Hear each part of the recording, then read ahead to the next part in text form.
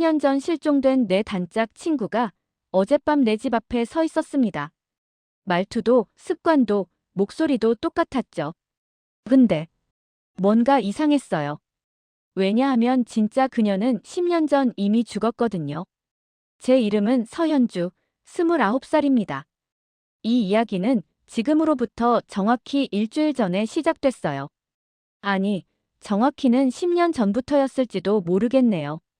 2014년 10월 15일.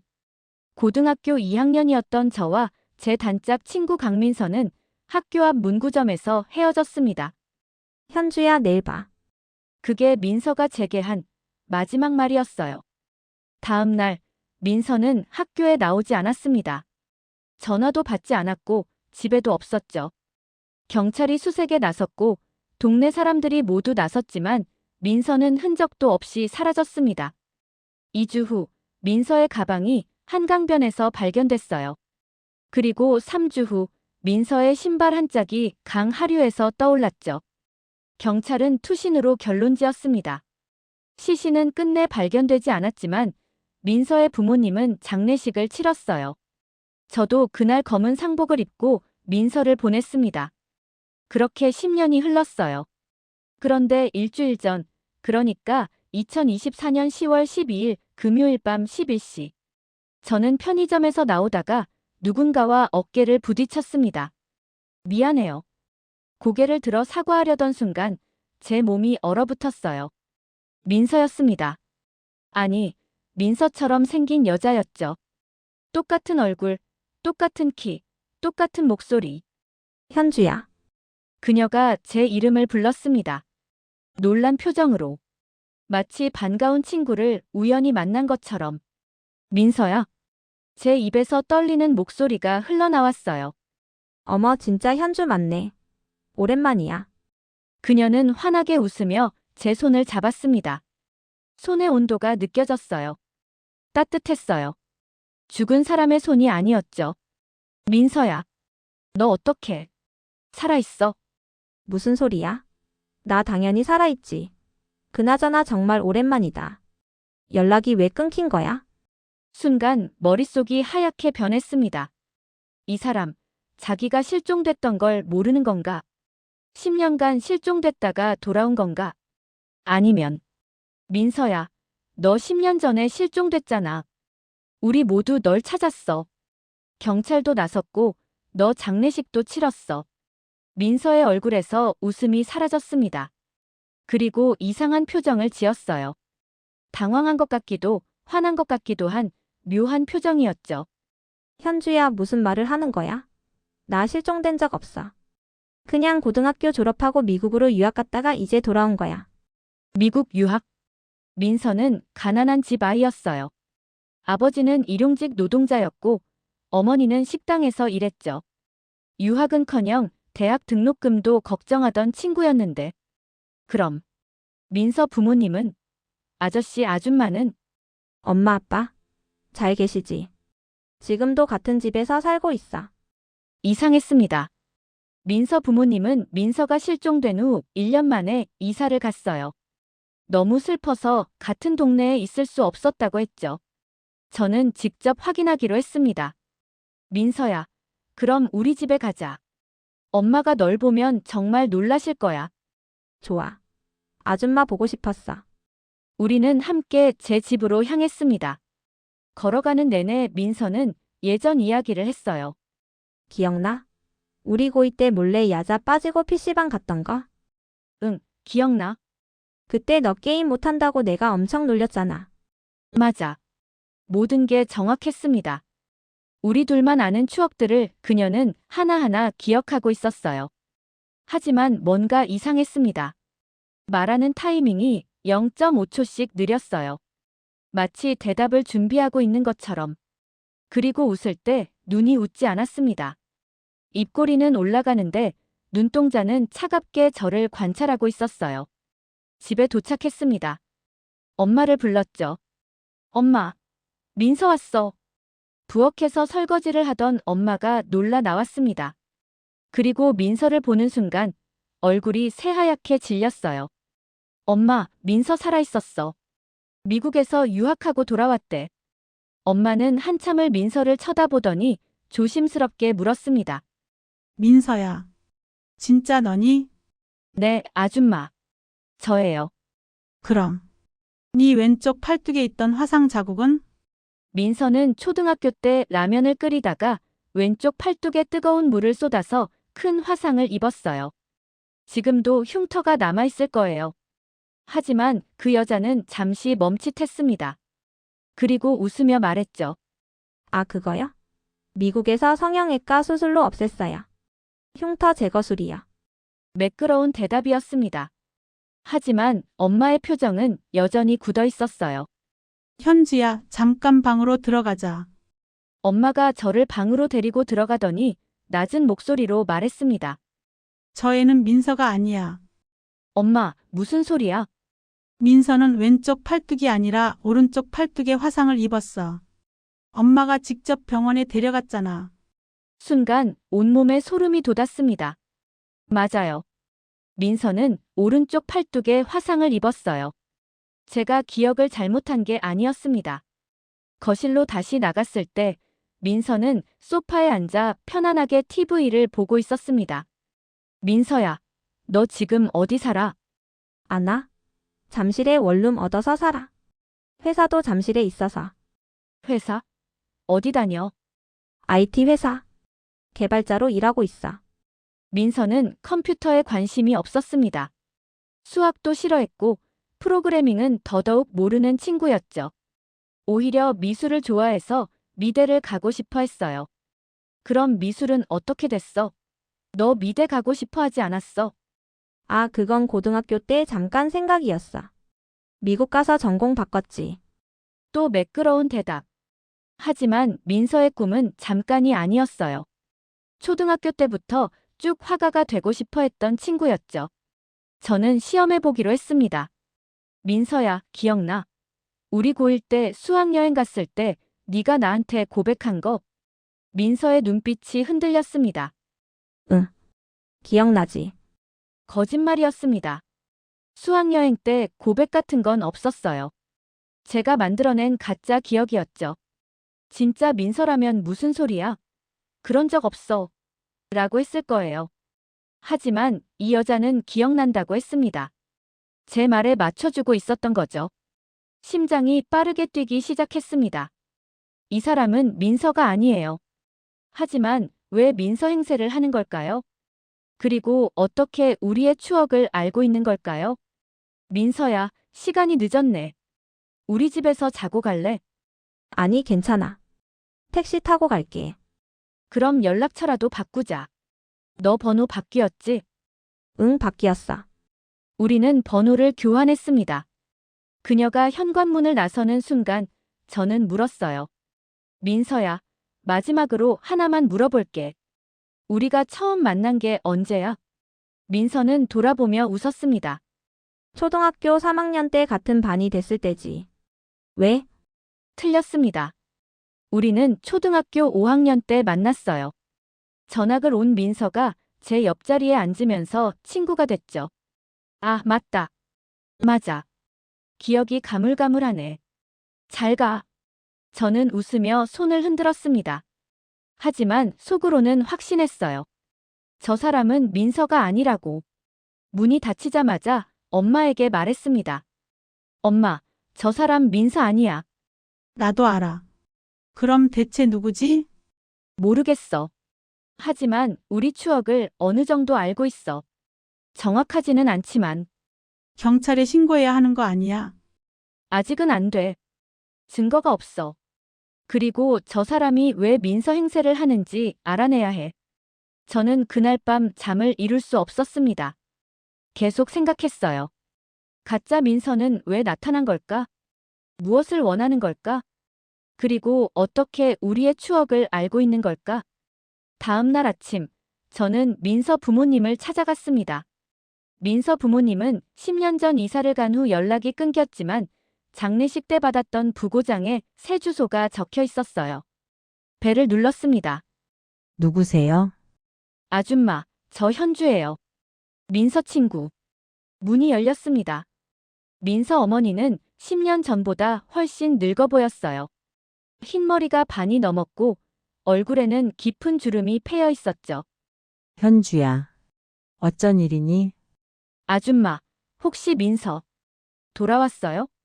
민서 어머니의 얼굴이 굳었습니다. 무슨 소리니? 어제 민서를 봤어요.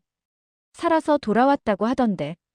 민서 어머니는 한참을 저를 바라보더니 집 안으로 들어오라고 했습니다. 거실에는 민서 영정 사진이 놓여 있었어요. 10년 전 장례식 때 봤던 그 사진이었죠. 현주야, 민서는 죽었어. 10년 전에. 하지만 어제 정말 민서를 봤어요. 얼굴도 똑같고 목소리도 똑같았어요. 그럴 리 없어. 민서는 정말 죽었단다. 민서 어머니의 눈에서 눈물이 흘러내렸습니다. 현주야, 사실은 말이야. 그녀가 떨리는 목소리로 말을 이었습니다. 민서가 실종된 게 아니야. 민서는 살해당한 거야. 뭐라고요? 경찰이 투신이라고 결론 지었지만 나는 알아. 민서가 죽기 일주일 전에 누군가한테 스토킹을 당하고 있다고 말했거든. 민서가 스토킹을? 저는 처음 듣는 이야기였어요. 그 사람이 민서를 죽인 거야. 확신해. 그럼 경찰한테는요? 말했지. 하지만 증거가 없다고 했어. CCTV도 없고 목격자도 없고. 그냥 실종된 아이로만 기록됐지. 민서 어머니는 흐느끼기 시작했습니다. 현주야, 네가 본 그 사람. 혹시 사진을 찍었니? 아니요. 갑자기 만나서. 그럼 다시 만나면 꼭 사진을 찍어줘. 그리고 경찰에 알려줘. 민서 얼굴로 돌아다니는 사람이 있다고. 집을 나오며 머릿속이 복잡했습니다. 민서는 살해당했다. 그리고 지금 누군가 민서의 얼굴로 돌아다니고 있다. 왜? 무슨 목적으로? 집으로 돌아오는 길에 가짜 민서한테서 문자가 왔습니다. 현주야, 오늘 저녁에 만날래? 할 얘기가 있어. 소름이 돋았습니다. 하지만 거절할 수 없었어요. 진실을 알아내야 했으니까. 좋아. 어디서 만날까? 우리 고등학교 앞 카페. 7시에. 저녁 7시, 저는 약속 장소에 도착했습니다. 가짜 민서는 이미 와 있었어요. 창가 자리에 앉아 커피를 마시고 있었죠. 왔어? 응. 무슨 얘기가 있는데? 가짜 민서는 잠시 망설이더니 입을 열었습니다. 현주야, 솔직히 말할게. 나 민서 아니야. 심장이 쿵 떨어지는 것 같았습니다. 자백하는 건가? 알아. 네가 민서가 아니라는 거. 가짜 민서가 놀란 표정을 지었습니다. 언제부터 알았어? 처음부터. 민서는 절대 하지 않을 실수들을 너무 많이 했거든. 그래도 어제는 티 안 냈잖아. 진실을 알고 싶었으니까. 넌 대체 누구야? 왜 민서 행세를 하는 거야? 가짜 민서는 한숨을 쉬었습니다. 내 이름은 이서연이야. 나는 성형외과 의사한테 돈을 주고 민서 얼굴로 성형했어. 뭐라고? 민서 얼굴로 성형했다고.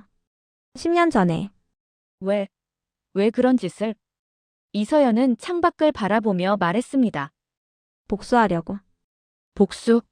내 언니를 죽인 사람한테. 이서연의 이야기는 충격적이었습니다. 그녀의 언니 이서진은 10년 전 한 남자한테 스토킹을 당했대요. 그 남자는 집요하게 언니를 괴롭혔고 결국 언니를 납치해서 살해했다고 합니다. 그 남자가 누군데? 이름은 장민혁. 당시 고등학교 3학년이었어.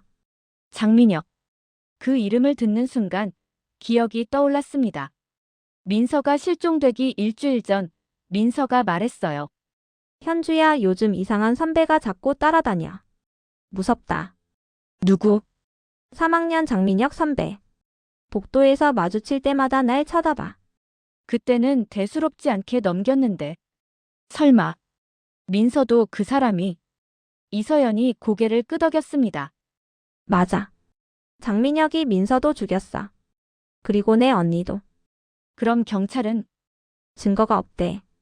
그놈이 워낙 치밀하게 짰거든. 완전 범죄야. 그래서 넌 민서 얼굴로 성형해서 복수하려는 거야? 그놈이 민서 얼굴을 다시 보면 어떻게 될까 싶어서. 소름이 돋았습니다. 하지만 이해가 안 가는 부분이 있었어요. 그럼 나한테 온 이유는 나도 복수 계획에 포함된 거야? 아니, 그건 우연이었어. 너를 만날 줄은 몰랐어. 그냥 이 동네에 왔다가 마주친 거지. 그럼 지금 장민혁은 어디 있어? 서울에 살아. 지금은 결혼해서 아이도 있어.